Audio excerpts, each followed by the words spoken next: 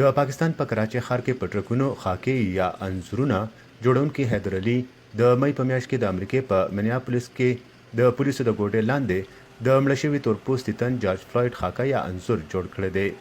د فلوید مړینې په ټوله نړۍ کې لاریونونه راپارولي دي او د مړینې خلاف احتجاج په پراخه کچه د بلیک لایوز میټر موومنټ یا د تورپوستي ژوند هم ارزښت لري تحریک برخه جوړه شوې.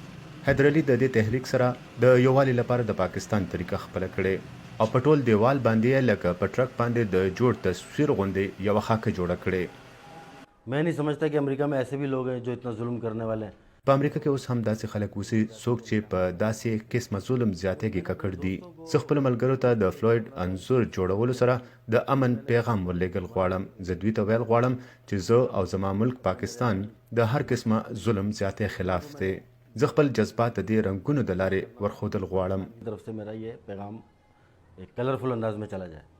حیدر په خپل انځور یا پینټینګ جوړولو کې لکه په ټرکونو د روایتي جملو لیکلو خیال هم ساتلی دی. د لیکلي دي لکه دنیا نه د سپین پوستو ده او نه د تور پوستو، بلکې دا دنیا د هغو ټولو خلکو ده څوک هم چې په انسانیت یقین ساتي. حیدر علي وایي د هند د مشهور فلمي اداکارانو ډایلاګونه هم په دې پینټینګ کې لیکلي دي. अमिताभ बच्चन मेरे फेवरेट हैं, रजनीकांत और मथन चक्रवर्ती, और उनका मैंने अमिताभ बच्चन का एक लिखा है गाना था उनका बड़ा, काले हैं तो क्या हुआ दिल वाले हैं.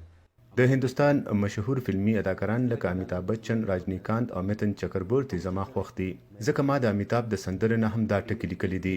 نو څو شو که موږ تور یو، موږ زړه سواندي هم یو او د خلکو سره مینه هم کوو. کله چې ما دا خوندورې سندرې اورېدلې نو ناڅاپي زما په مزغو کې د جارج فلوید د انځور جوړولو خیال راغلو. ما د جارج فلوید د عکس شاته ستوري هم جوړ کړي دي. دا ستوري د شهادت نشانی ده.